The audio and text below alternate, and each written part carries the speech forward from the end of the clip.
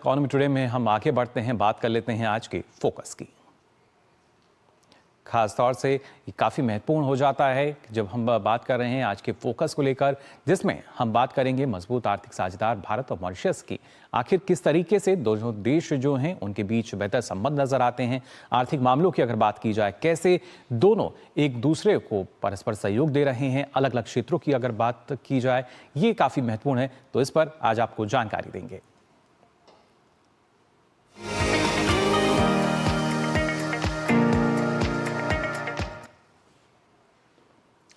आपको बता दें, प्रधानमंत्री नरेंद्र मोदी अपनी 2 दिवसीय मॉरिशस यात्रा के दौरान क्षमता निर्माण, व्यापार और सीमा पार वित्तीय अपराधों से निपटने के क्षेत्रों में सहयोग पर बातचीत के साथ साथ आपको बता दें लघु एवं मध्यम उद्यमों को बढ़ावा देने के क्षेत्रों में कई अहम समझौतों पर हस्ताक्षर कर सकते हैं। ऐसे में दोनों देशों के बीच किस तरह के आर्थिक संबंध है, ये हम आपको यहाँ बताने जा रहे हैं। कैसे दोनों देशों के बीच जो द्विपक्षीय कारोबार है, क्या उसकी स्थिति है, कैसे दोनों देशों के बीच जो संबंध हैं और प्रगाढ़ होते हुए नजर आए हैं, और आखिर और किस तरीके से जब दोनों देशों की हम बात कर रहे हैं और जो डेटा हमारे पास है, आप बता दें करीब 10 वर्षों की अगर हम बात करें, पिछले 10 वर्षों में दोनों देशों के बीच एक मजबूत संबंध जो है, जो मजबूत भागीदारी है, वो यहाँ पर नजर आती है। और इसके पीछे एक जो बड़ा कारण है, दरअसल भारतीय मूल के जो लोग, आबादी का लगभग वहाँ पर 70% का हिस्सा है। यानी जो मॉरिशस की आबादी है उसमें 70% हिस्सेदारी भारतीय मूल के लोग हैं, और भारत मॉरिशस के सबसे बड़े व्यापारिक भागीदारों में से एक है।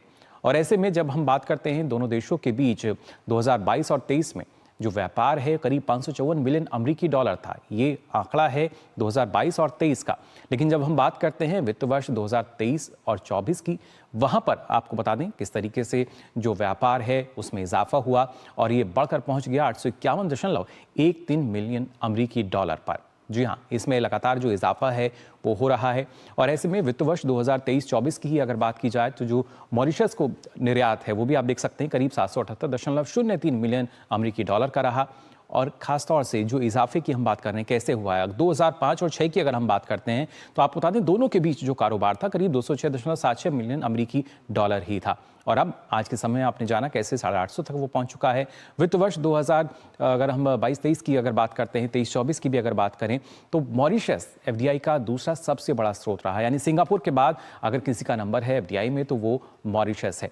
इसके साथ ही खासतौर से 2024 और 25 से अप्रैल और सितंबर के जो आंकड़े हैं उसमें भी 5.34 बिलियन अमेरिकी डॉलर का जो निवेश है वो देखा गया है एफडीआई के तहत। और इसके साथ साथ अगर जब हम आपको बता दें, क्योंकि जब मॉरिशस की हम बात करें, करीब 11 भारतीय पीएसयू यानी जो हमारे सार्वजनिक निगम हैं वो वहाँ पर मौजूद हैं। और इसमें कौन कौन से हैं पीएसयू जो हैं उनकी जानकारी भी आपको दे दें। आपको बता दें इसमें एलआईसी और एनबीसीसी, एसबीआई और इंडियन ऑयल भी इसमें शामिल है। इसके अलावा और भी अन्य करीब 7 ऐसे पीएसयूज हैं जो वहाँ पर हैं। और इसके अलावा पर्यटन का जो क्षेत्र है उसमें भी भारत और मॉरिशस के बीच जो बेहतर संबंध है, साझेदारी है, वो जाहिर तौर पर नज़र आती है। तो जाना आपने किस तरीके से बेहतर संबंध जो हैं वो दोनों देशों के बीच यहाँ पे नज़र आते हैं। और प्रधानमंत्री की जो यात्रा है ये और बेहतर कहीं ना कहीं इन संबंधों को करती हुई नजर आएगी। इस पर चर्चा करने के लिए हमारे साथ खास मेहमान जुड़े हैं। प्रोफेसर सचिन चतुर्वेदी जी जुड़ चुके हैं, प्रख्यात अर्थशास्त्री हैं और डीजी हैं आरएएस फॉर डेवलपिंग कंट्रीज। बहुत बहुत स्वागत आपका सचिन जी। थैंक यू जी। सचिन जी, जानना चाहेंगे आपसे, अगर जब हम बात करते हैं भारत के जो संबंध रहे हैं मॉरिशस के साथ, प्रधानमंत्री 2 दिवसीय यात्रा पर हैं, लेकिन अगर देखा जाए तो एक दशक में अच्छा खासा इजाफा जो है दोनों देशों के बीच देखने को मिलता है जब हम कारोबारी संबंधों को देखते हैं।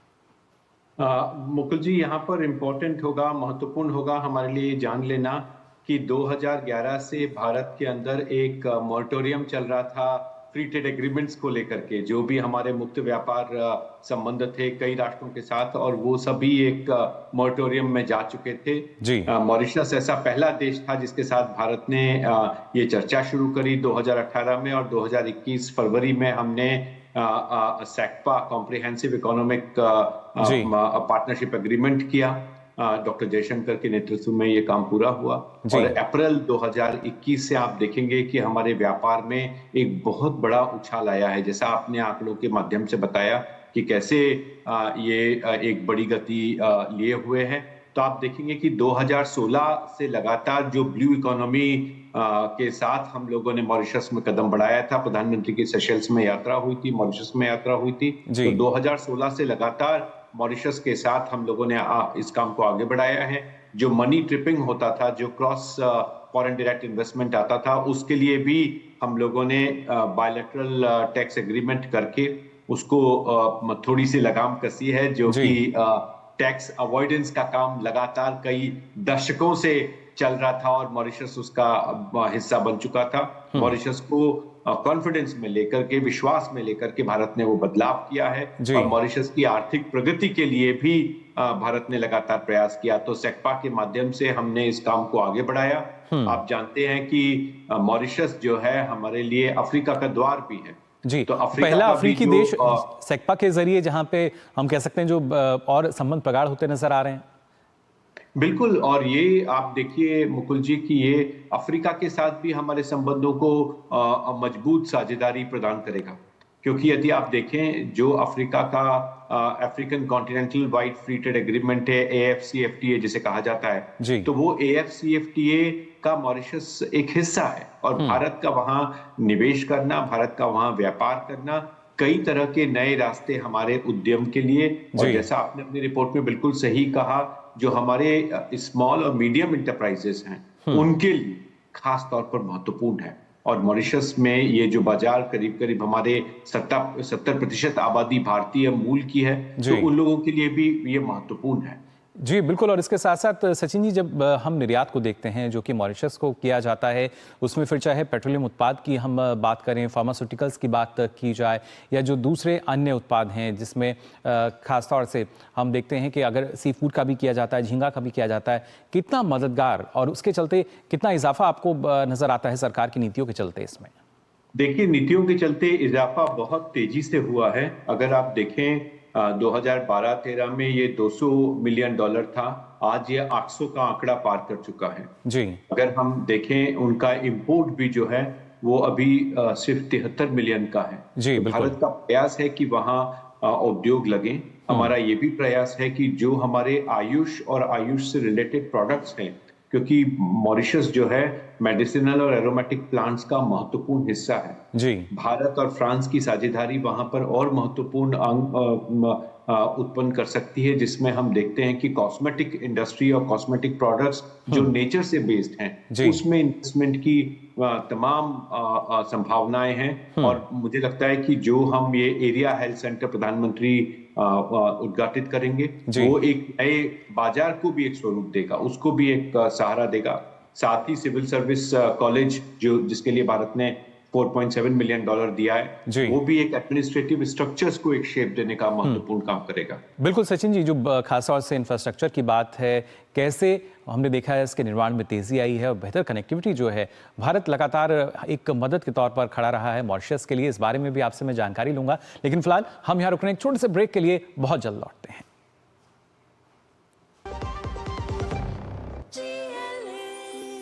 जो लक्ष्य चुना था समझ आने लगा है। GLA यूनिवर्सिटी, उच्च लक्ष्य की निश्चित प्राप्ति। जब धरती चीर कर निकलता है लोहे का पत्थर और मिलता है मोंगिया के जोश से, फिर तपता है, पिघलता है और बनता है फौलाद। अब होता है सरिया सारी खूबियों के साथ।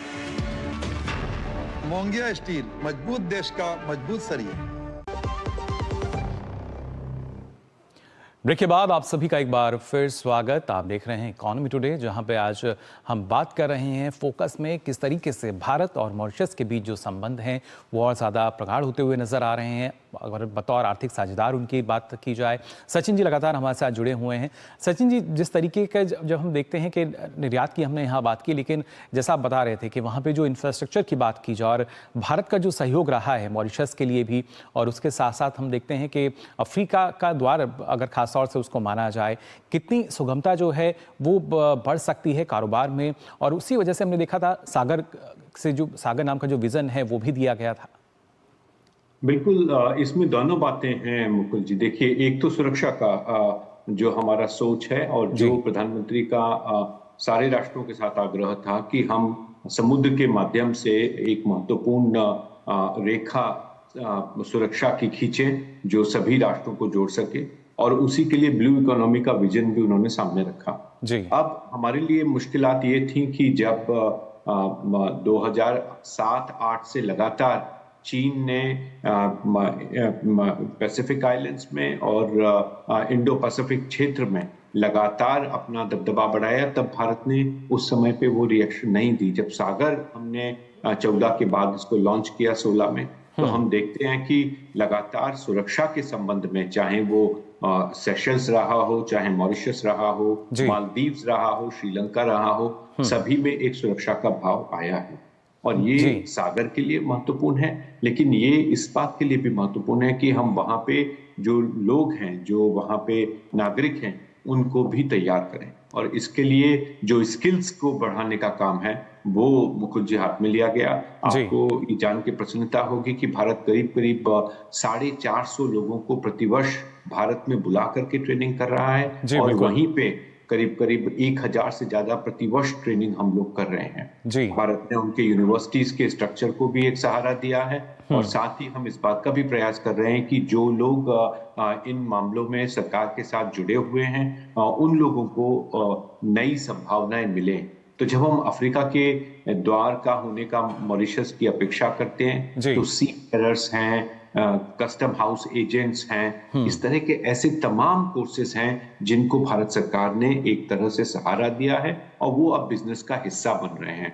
तो मॉरिशस के ट्रांजिशन में स्किल्स इंपॉर्टेंट हैं, और वो स्किल्स अफ्रीका के लिए भी और मॉरिशस स्वयं के लिए भी महत्वपूर्ण है। जो दो काम मुकुल जी हुए, एक भारत ने जो फॉरेन डायरेक्ट इन्वेस्टमेंट के नाम पे काले धन का जो क्रॉस सर्किट बना हुआ था उसको तोड़ने का प्रयास किया, लेकिन साथ ही मॉरिशस के विकास की संभावनाओं को और ज्यादा मजबूत किया, और उससे विश्वास दोनों देशों के बीच में प्रगाढ़ संबंधों को लेकर के आगे बढ़ा है। हमने विश्वास की नई फाउंडेशन रखी है, नई नींव रखी है, और व्यापार तेजी से आगे बढ़ रहा है।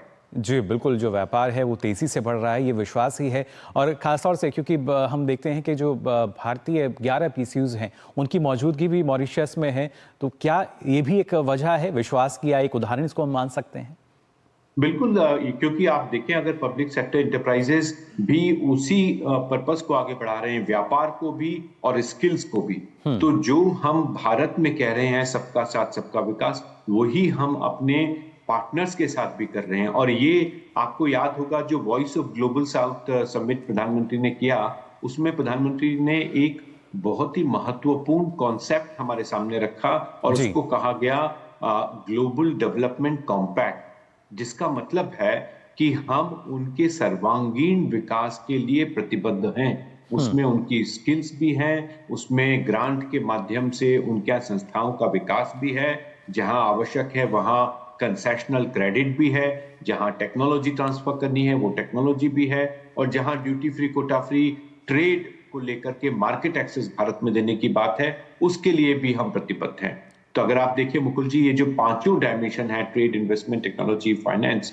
इन सभी में भारत ने एक बहुत ही उदार रुख रखते हुए मॉरिशस की अर्थव्यवस्था को भारत के साथ जोड़ने का एक महत्वपूर्ण प्रयास किया है। जी बिल्कुल, प्रयास भी है, और उसके साथ साथ पर्यटन भी एक ऐसा क्षेत्र माना जा सकता है सचिन जी, जहां पे अपार संभावनाएं हैं दोनों देशों के बीच। बिल्कुल, आप देखिए भारत न सिर्फ पर्यटन को सहारा दे रहा है, बल्कि एक फर्स्ट रिस्पॉन्डर के रूप में भी निकल रहा है। चाहे वो ऑयल स्पिल हुआ हो मॉरिशस में, अभी पीछे जब टूरिज्म को लेकर के उनके कंटेनर से ऑयल लीक हुआ, या कोविड क्राइसिस हुई, सुनामी के संबंध हुए, तो कई जगह पर भारत ने कई दफा लगातार एक फर्स्ट रिस्पॉन्डर का काम किया है। और मॉरिशस में टूरिज्म को डेवलप करने के लिए, मॉरिशस में हमारे टूरिस्ट को जाने के लिए रुपे और डिजिटल पेमेंट आर्किटेक्चर में, दोनों में भारत ने एक महत्वपूर्ण भूमिका निभाई है।